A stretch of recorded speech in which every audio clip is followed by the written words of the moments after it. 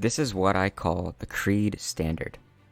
Short episodes to remind us of how to respond to the world with our best, and the mindset we have to maintain to uphold our promise to be better humans. Don't expect perfection. Don't expect to be flawless. Just remember that standard. Guys, guess what? Guess what? Guess what? Do you ever get those times when somebody or something reminds you of like an experience, like a nostalgic experience that just makes you love a piece of your past? Like that, that happened to me the other day. I was talking to a friend at the gym about a shirt that she was wearing, and it was the name of a band, a punk rock band that she listens to. And I was like, oh, okay, well, like, I'll listen to them, see what I think of them. And you know how on Spotify, once a song's over, it'll automatically switch you to like a song radio, right? And it started switching me over to all these other punk rock band songs. And it came through with a song that I listened to years and years ago. Probably, I'm going to say 8 or 10 years ago. It may not have been that long. I think I'd have to look up the date. But I remember this song, and I don't even listen to punk rock now. I listen to podcasts, or I listen to comedy, or I listen to, YouTube experts or advice, on the things that are part of my brand, or part of my mission. But it took me back to this song. And do you want to know it? It is called Pittsburgh by the Amity Affliction. And I've listened to this song like 20 times over the past 2 or 3 days. And I absolutely love it. I'm going to burn out on it, like we always burn out. But it took me back, and I love it. And I'm like singing it in my head, and I'm lip syncing it, in public, like at the gym and like in the coffee shop. And it's awesome. And I think those types of little things, being grateful for those things and really just feeling those things and loving those things for the small pieces of our life that they are, is amazingly beneficial to our health. To have those little itty bitty moments of joy to be that big of deal to us, I more and more think that's what life is about, and I love it. And if you listen to this song, tell me what you think. Come on, I mean, if you're open-minded, you don't like punk rock, fine, okay, but I love it. Listen to the lyrics. It is absolutely amazing. It's very visual for me. Love it. But anyway, there's also so many things that I do now that are not typical of what most men would do, being kind of having this image in society, in our external environment of dancing randomly, or crying, or lip syncing things, or I don't know, like, what do guys restrictively think as masculine, and what are the things that are not allowed as part of that masculinity? These are the provocative things that I always want to talk about. And going to today's episode, the love that men share for one another is very hard to find as far as depth. It takes a lot of time to get to that. It takes a lot of vulnerability to get to that. But deep down, there's something there that, even with a superficial shell, men can reach into each other's souls in kind of a non-verbal contract agreement. There can be a deep bonded trust there that we may not talk about, but it's understood, and it's something like no other. And that's today's KREED standard thought. So, here we go. KREED standard. The secret love of men. Oh yeah, there's a secret. Men love each other differently than they love women. Men share love with other men in a different form. The idea here, though, isn't for men to love each other just the way that women do. I'm not trying to put that point across, that we have to change the way that we do it.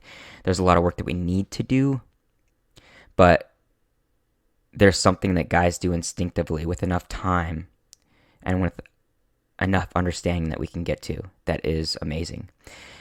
And just so we're clear, this is a topic based on platonic relationships between men. This is absent of sexual orientation and attraction and intimacy, although the biggest discomfort and impact here would be towards straight men in platonic relationships. So to keep going on here, the world seems to separate the word relationship and friendship pretty hardcore, especially for men. At least when it comes to what men have, I suppose. Men have relationships, romantic, sexual, intimate relationships with women, typically. And then men have friendships, lighthearted, on the surface, platonic friendships with other men. And originally, I wanted to discuss the gap that we have between relationships and friendships. It seems like men are afraid to use certain words and phrases towards one another in fear, and that can be based around a lot of things. And so, how often do men say love? How often do men embrace each other? There always seems to be a tension and discomfort in men touching each other or saying particular things. But this is only because of conditioning, I think. And whether it is quote unquote supposed to be a barrier we cross or not, I think it's super, super important to explore it. It's that uncomfort and it's that unknowing that nobody wants to reach into, but it's the only place that we find our answers. There's this weird paradox I've taken notice of. The more I learn of the world and the more I learn of how the mind works, especially my own, the more I realize I know nothing. And it's kind of freeing. So even though I gain so much in self-awareness and experience, it allows me to see that there is so much out there to understand. And what this means is it gives us even more reason for all of us to dial down to one thing in our life that we would love and be fantastic at and just completely conquer it. I think that's where our success comes from and our progress comes from, and our contentment of what we're doing is when we can focus on one thing instead of switching back and forth and feeling like we're getting nowhere. Because we really don't have time to do it all, to become it all, to know it all. There's just too much out there in the world. And what we can master is our chance to be legendary, to fulfill a destiny. And so I set myself up to find out what pains my heart most. And in a lot of ways, in most ways, that's human connection between me and men and between me and women. And in a short, all-encompassing term, I guess that would mean human love. And even speaking the words, this is my destiny. And I have no idea where it will turn out. Not yet. But back to the point, the last couple of years I've been wrapping my mind around masculinity and what that means to me, because it's changed in so many ways. It's molded so many ways in my life. What it actually means, how we can achieve it, how it affects our relationships with others. And I've read a lot of amazing things that have helped me understand myself. And I still have many more yet to help me become even more wise to what that subject is and the complexities around it. A book I read called Real Boys by William Pollock went into a great detail about boyhood nurturing and conditioning and how their experiences and guidance from their exterior influences has hurt their ability to be themselves.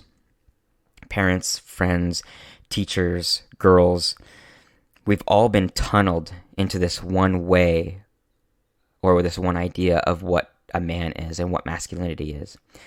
And it's really a superficial idea of masculinity. And it's caused little boys to follow basically a quote-unquote standard of what it means to be a man, instead of being nurtured into a healthy acceptance of what it means to be a man. And that healthy version is so much more broad than what we've been taught. It's so much more broad than what we've been allowed to feel and what we've been allowed to do and what we've been allowed to speak and act. It's so just one-dimensional. And it never let most of us grow into something that is super real. Something that is super authentic. Something that makes us more unique than the person standing next to us, to the man standing next to us. It was a guideline and a checkoff list of what it took to be a man. And men are damn good at hating goals. Sneaky, sneaky society. And so as we hit this checkoff list, and as we grew into our own, we still realized we were unhappy because things were missing. And truly, this long read is one of the best things that I've ever had. This book by William Pollock. And I recommend it to any man that's curious, any man willing to face his uncomfortableness around what it means to be a man, because most men just assume that they have it figured out. This truly is where men have gained their fear of showing affection to other men.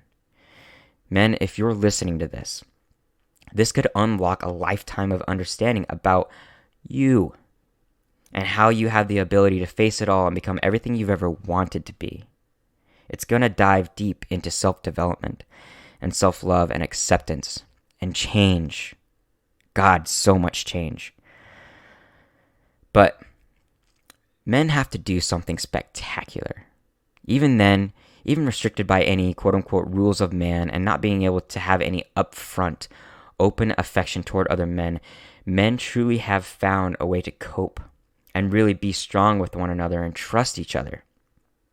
And all of the confusion based around what it means to be a man and what true masculinity is. Men have found ways of gathering into these packs and building an amazingly strong bond between each other through our camaraderie and through sharing laughter and fun and challenge in a lot of parallel aspects with each other and each other's lives. Sharing their love through the things that make them feel strong, things that make them feel unique and make them feel like a part of a pack. A lone wolf just doesn't last that long. Men really are intelligent wolf packs sometimes. Not in the sense of how much destruction they can do, but how great they can accomplish trust and tactic together. Men can overcome amazing challenge when they have brothers to stand by. Between their ability to find solution and strength in numbers, men can become these unstoppable forces. These mind-blowing, like life-changing, environment-changing, revolutionary-changing groups, these packs. In a lot of ways, I've found that I've carried on this trait from my father. It's been kind of nurtured into me. I've become very preachy, and I do a lot of pointing, and I find a lot of things that we're failing at, and it's not quite fair. It's not the best constructive criticism. It's not the most positive, but I've been angry about what I was for so long, and what men have been taught to be, what men have been allowed to be, when there's so much suffering inside of us, when there's so much suicide, when there's so much depression, when there's so much unsure about who we are. I've just become so fucking angry. And it's mellowing, and I'm trying to find what is more uplifting and what is more embracing. And I have a hope in men because I've been able to do this. Because I've been able to change. And I used to think so little of myself. I used to hate myself for so many things. How I treated women, how I treated myself, how I cowered below other men. I have created a better man than I ever expected to be. I came into my own when I was able to accept who I was, love how I was present in the world, be proud of my efforts, and said fuck off to all the people who tried to convince me of something that just didn't feel real to me. So yes, men can be fucked up individuals. But as the saying goes, hurt people hurt people. There are just a lot of men that are really little boys that are screaming from the inside, that want love, that want embrace, that want acceptance. And they're ready for people to accept them for who they are, to tell them that it is okay to be unique in everything they want to be. And somehow men have still been able to connect with each other and create bonds that no one can break. And a pack of little boys that all want to scream and have a little more comfort being inside of that same padded room with other little boys that are screaming too. To all the men out there, continue to love other men. Push the boundary. Because what's it going to hurt? You're not going to be exiled. You're not going to be shamed. And the people that do try to shame you are also hurt little boys.